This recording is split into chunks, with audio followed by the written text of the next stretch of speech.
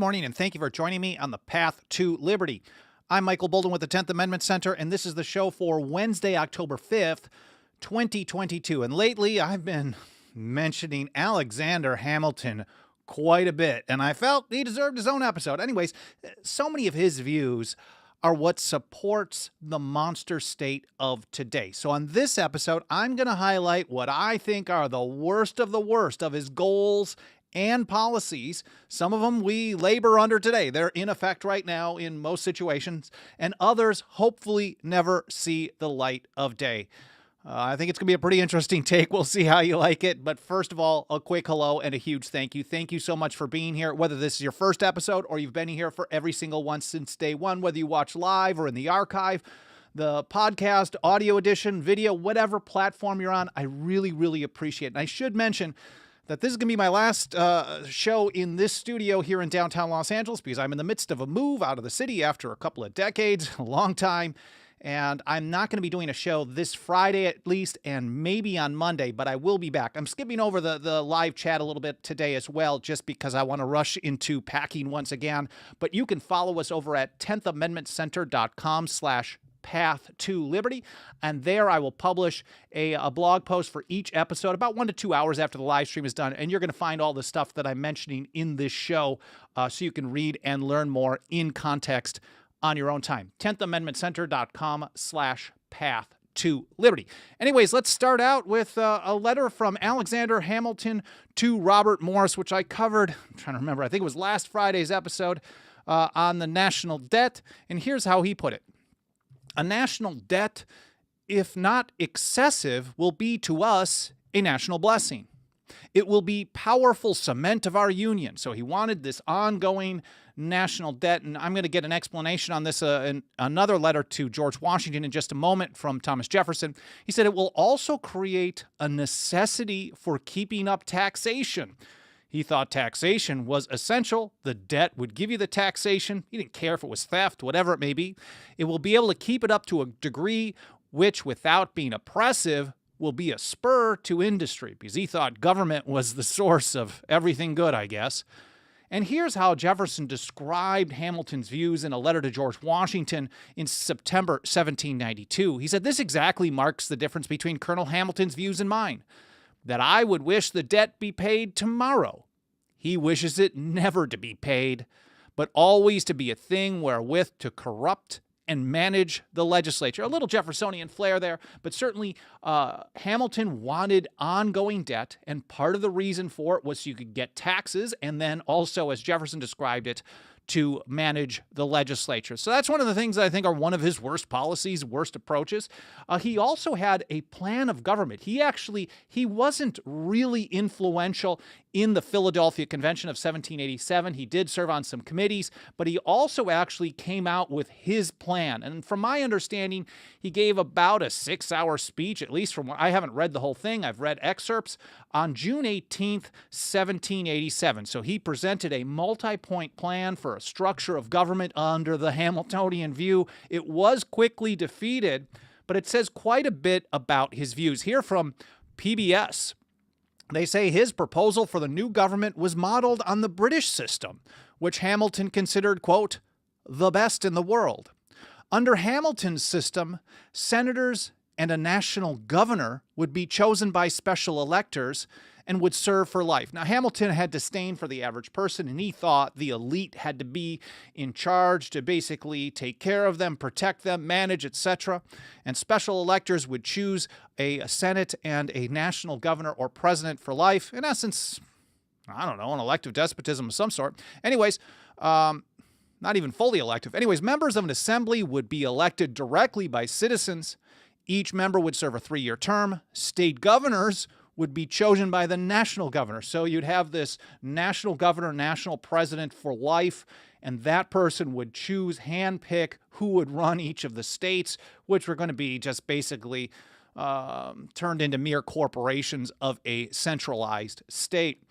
Here's from his speech. That is June 18, 1787. I will link to all this in the show notes, 10thamendmentcenter.com/path to liberty, of course. He said, the general power, whatever be its form, if it preserves itself, must swallow up the state powers. Otherwise, it will be swallowed up by them. So whatever the form he's saying that we're going to end up with, whether you go with my plan here or something else, it has to swallow up the state powers or we're in trouble. He wants a centralized national state. And then he goes on and he was concerned about the size of the country to be able to do something like this. He said about the extent of the country, it discouraged him. He said the expense of a general government was also formidable unless there was such a reduction, I never say the word, reduction of expense on the side of the state governments as the case would admit. If they were extinguished, state governments, he was persuaded that great economy might be obtained by substituting a general government.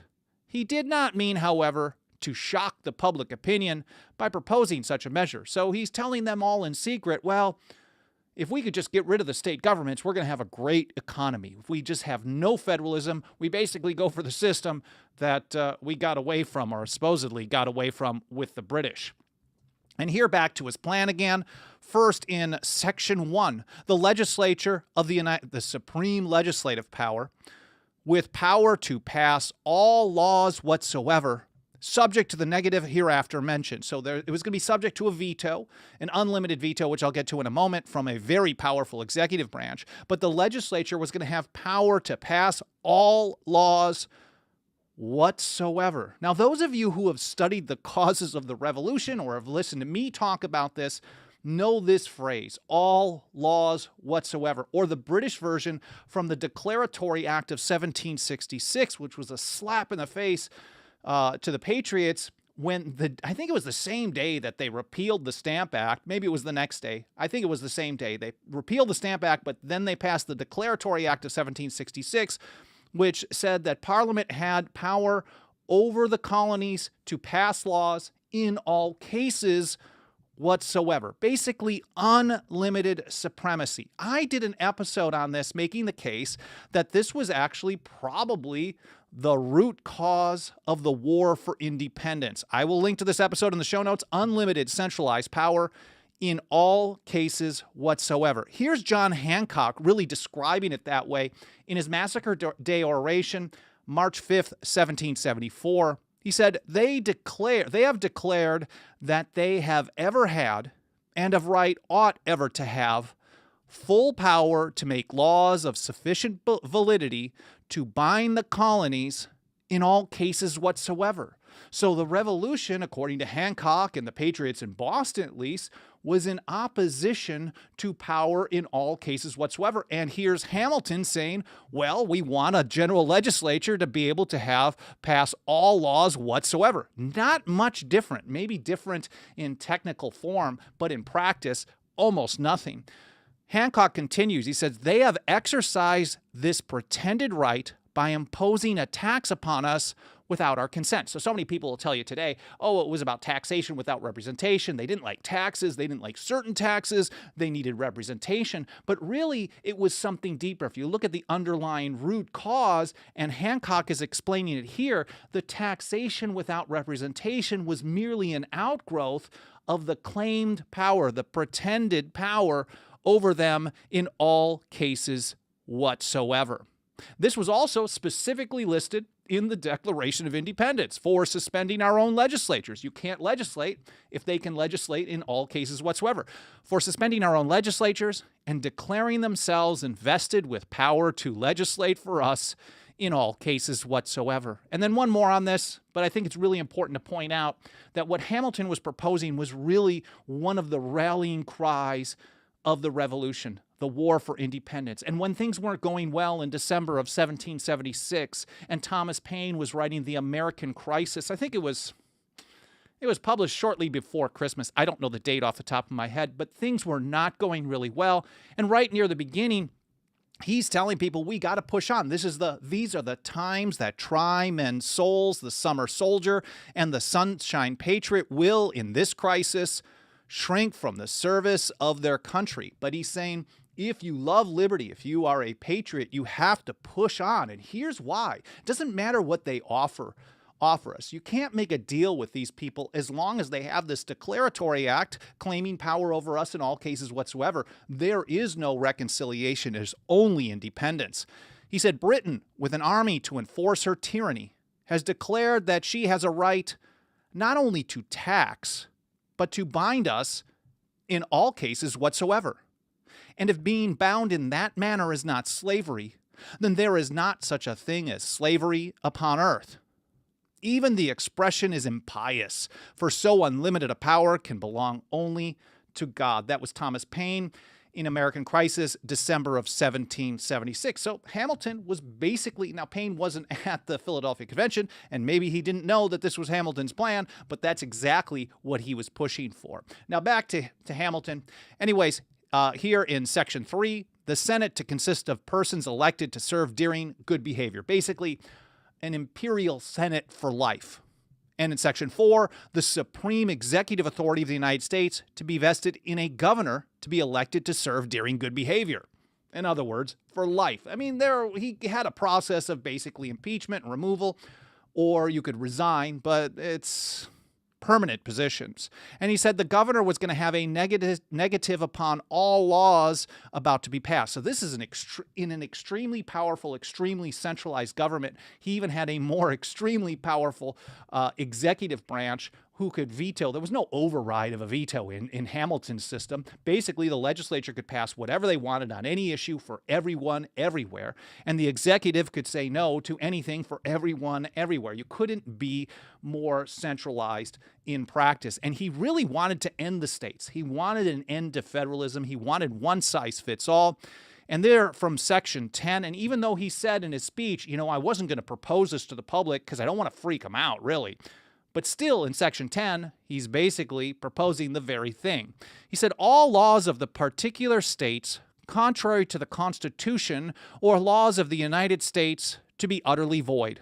So you can still have your states, but if they do anything that we don't want them to do, then they can't. So what's the difference, really? Especially when you're thinking about the governors of each state being appointed by that governor for life, that centralized president for life. And he said, and the better to prevent such laws being passed, the governor or president of each state shall be appointed by the general government and shall have a negative upon the laws about to be passed in the state of which he is the governor or president. So he wanted layers of protection to make sure that everything was uniform everywhere. It doesn't matter how many different types of people or how large the country is, how many different political, economic, religious, social viewpoints you have. Everyone has to be uniform, according to Alexander Hamilton. And really, that's kind of what most people ask for today. If they don't like something, they want to force it on everybody. Now, even though he did not get everything that he wanted, in the days after the convention, he wrote some notes. We don't know the exact date, somewhere between September 17th and September 30th of 1787. He's writing about his expectation for ratification.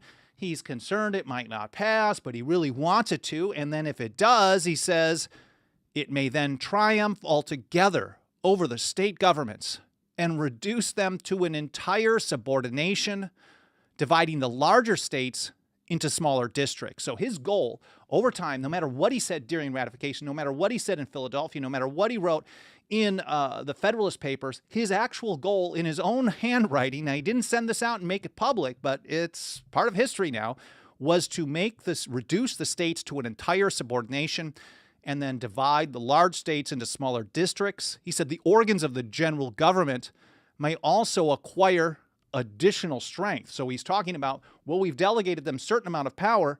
Now we need to give them more power. And we know that after ratification, he certainly flipped the switch. He sometimes sounded like a 10th Amendment supporter during the ratification debates, especially in New York. New York was on the side of opposition. There was a strong anti-federalist strain in New York State, and it was very likely that they were going to vote no. It was very close. And Hamilton oftentimes made the case that would appeal to people on the margins, and he helped win them over. And so when they ratified, and maybe this tells me, I've never known what the motivation was, but as I read this again, it sounds like he was just lying all along and planning on expanding power as soon as he could do whatever he could. So we know he was part of the trio that wrote the Federalist Papers, and he was a flip-flopper, and the big flip-flopping really started in 1791. New interpretations of the general welfare and the necessary and proper clause. But there's also this possibly writing as Caesar in October of 1787. There were two papers responding to the anti-federalist writer Cato. This one's from October 1st, 1787. Check this out. I would also advise him to give his vote, as he will probably be one of the electors, to the American Fabius. It will be more healthy for this country and this state that he should be induced to accept the presidency of the new government than that he should be solicited again to accept of the command of an army. In other words, he's basically saying, take the Constitution as is. Cato was saying, whoa, let's slow this down. Maybe we should consider some amendments, Bill of Rights, things like that. That was generally the anti-federalist position. And Caesar, who was most likely Alexander Hamilton, I am pretty convinced it was him, but we can't prove it. But let's say it was. If not, it's very similar in what many of his views were. He's basically saying, take it as is. We're not going to get a Bill of Rights. Stop even mentioning it. Take it exactly as we sent it to you from the Philadelphia Convention, or get it at the head of an army. That's it. So that's a pretty crazy mentality. Now, Jacob E. Cook is one of the people who actually has debated the idea that Hamilton wrote this. But here's how he put it in a paper some years ago. He says, the Caesar letters, like his famous speech of June 18, 1787, before the Constitutional Convention, have been used to prove that Hamilton disliked and distrusted the people, and that his fondest wish was not for a republican, much less a democratic government, but for a dictatorship or monarchy, a government in which, if necessary, power would be seized by the proverbial man on horseback. If Hamilton wrote the Caesar letters, these charges are, if not substantiated, at least rendered more credible. And I think even if he did not write these particular letters, and I am pretty convinced that he did, just the style and the approach and the mentality and the fact that it's written under the name Caesar, and Hamilton absolutely loves Caesar, it says quite a bit. Anyways, here's another paper from Thomas P. Govan.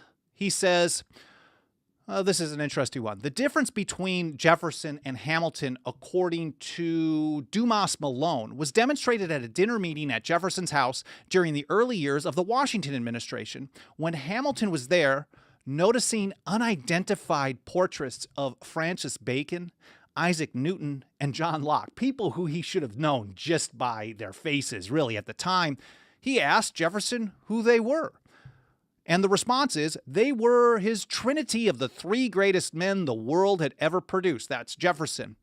But they meant little or nothing in Hamilton's philosophy.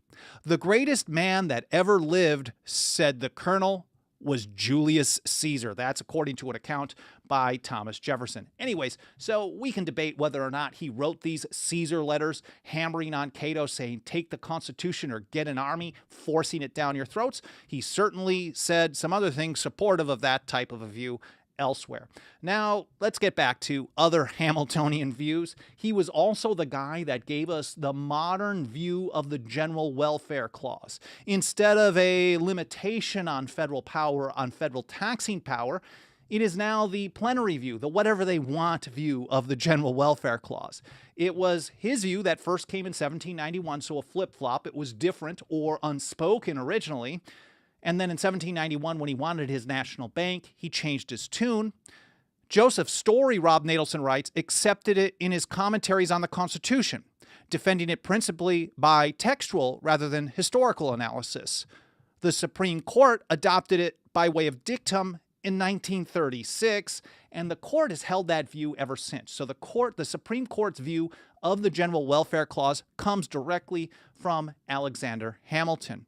He also gave us the definition of the word necessary as not necessary, but instead convenient. And those of you who are watching or listening to every one of my episodes, last week, Wednesday, I did an episode specifically on the shift from necessary meaning necessary, Jefferson and Madison supporting that type of a view, and then Hamilton changing it in 1791 to merely convenient, which was later adopted by Chief Justice John Marshall, in some places almost word for word from Alexander Hamilton. I will link to that episode in the show notes over at 10thamendmentcenter.com. path to liberty. Then we've got this. It's a great article by Mike Maharrey from June of 2021, how the National Bank destroyed the limits of the Constitution. So all these things are there. Can the government do this, this, this, this, this? But if the government can't fund the amount of stuff that they want to do, they can't really get it done. There's a hard limit if they're using sound money. So Hamilton's National Bank, according to Mike Maharrey's position, which I agree with, is really what made the fuel, added the fuel to the fire, poured gasoline on it, and gave us the largest government in history. He says, the Federal Reserve is the engine that drives the biggest, most powerful government in the history of the world. We can trace the origins of this modern central bank back to the creation of the first Bank of the United States, even before ratification of the Bill of Rights. Mike goes on, he says, a national bank was the brainchild of Alexander Hamilton, and it was much of his motivation to all of a sudden find implied powers, which he said didn't exist, to change the meaning of necessary to convenient, because, of course, his arguments in support of the national bank in February of 1791, he said the word convenient or convenience, I think 8 to 10 times. Maybe it was a dozen. I can't remember what I mentioned in the episode last week, but of course, it's linked in the show notes so you can correct me as needed. But he all of a sudden just found all this vast reservoir of additional power that no one would have approved during ratification, that he didn't say that they were going to have during ratification. So he was scamming everybody. Absolutely. So it was, okay, anyways, a national bank was the brainchild of Alexander Hamilton. His rationale wasn't much different from those who later came up with the Federal Reserve, again from Mike Maharrey. Hamilton thought a central bank was necessary to convenient really, necessary to stabilize and improve the fledgling nation's credit and to better manage the financial business of the U.S. government. He also knew that his vision of a powerful national government was impossible without, in the long term, really, a central bank to backstop government borrowing. So this is really, and of course, it's not the same bank today, but the justifications for it are almost the same today. And he said, Mike writes, in order to justify his bank, Hamilton performed perhaps the greatest or worst political flip-flop in American history. During the ratification debates, Hamilton promised that the federal government would remain limited to its expressly delegated powers. Mike writes explicitly, I think Hamilton's word was expressly. But when it came time to charter his bank, Hamilton suddenly discovered implied powers buried in the text of the Constitution. All of a sudden, and that's what tyrants will always do. People who want to expand their power will always look to the words on paper and then try to find ways to shoehorn that power into the limits of the power. You can't trust government to limit itself because people who get in government are going to expand it.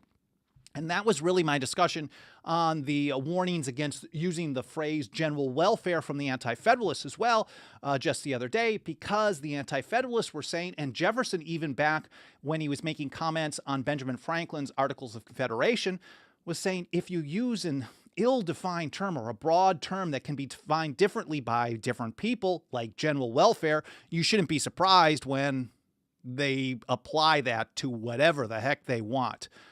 Mike goes on, he says, if supporters had taken this position during the ratification process, the states would have rejected the Constitution outright. Madison said this as well. There was no way this would have been a metamorphosis of the Constitution to something that the people who supported it would have recognized or supported. And in another article from Mike Maharrey, I think it's titled, Alexander Hamilton's Implied Powers Wrecked the Constitution. I think this is the best way to sum it up.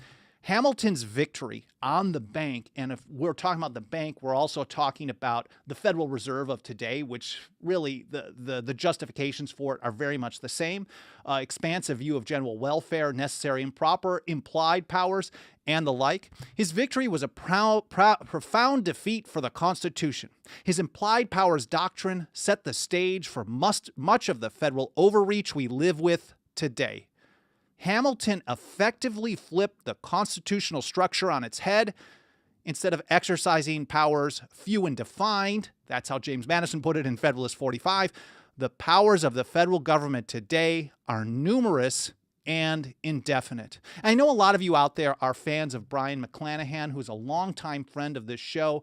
I've learned so much from Brian. I've actually never read the book, but so many people that I trust and love have told me that I can't remember the exact title, How Alexander Hamilton Ruined Things, Ruined the Constitution, Wrecked America, whatever it may be. The title. Just look for a book by Brian McClanahan, B-R-I-O-N, and Hamilton. Everyone tells me it's amazing. Maybe I really got to get on this at some point, but it's been out for a while, and it's something I should catch up on. Anyways, I hope you guys enjoyed this episode. I hope it was interesting and you learned something. We want to teach as many people as possible about these type of foundational essential principles, where our problems come from. If you don't understand the source of your problem, the solution to it can't work, or you're only going to get lucky once in a while. We live under the largest government in history. We have to understand the original legal meaning of the Constitution. We have to understand the benefits of liberty, and then we have to, as Samuel Adams wrote, we have to understand how to defend both, especially when the government refuses to do so, which today is constantly 365 days a year, 24/7. Government refuses to follow the Constitution. Maybe you get a broken clock response once in a while, but nothing helps us get that kind of work done more than the financial faith and support of our members. You can join us for as little as $2 a month. We will take that dirty government fiat and throw it back in their face. We're not going to throw it. We're going to do everything we can to reach more people on how to defend the Constitution and liberty, use the tools from the founders and old revolutionaries to stand for liberty, whether government wants us to or not. Again, 10thamendmentcenter.com/members is where you can join us. You can also support us by leaving a review on Apple Podcasts, smashing the like button on any of the video platforms. Leaving comments in the archives does two things. It triggers algorithms, but it also gives me a lot of ideas for future episodes. I get probably, I'm going to say maybe a third of my episode ideas have come from feedback from you in comments on various platforms, or when you email me at team@10thamendmentcenter.com. So I really appreciate that. It saves me actually a lot of time. So if you're thinking about things, throw it my way, no matter how wild it may seem. Anyways, I really appreciate you spending some time with me today. Again, schedule, I'm definitely not going to be doing a show on Friday. I'm moving, and then probably not next Monday. I'm probably going to be exhausted or still moving, but I will be back to my regular schedule after that, Monday, Wednesday, Friday, 9:30 a.m. Pacific time. I really appreciate you spending time with me today. Again, I hope you learned something today, and I'll see you next time here on the path to liberty.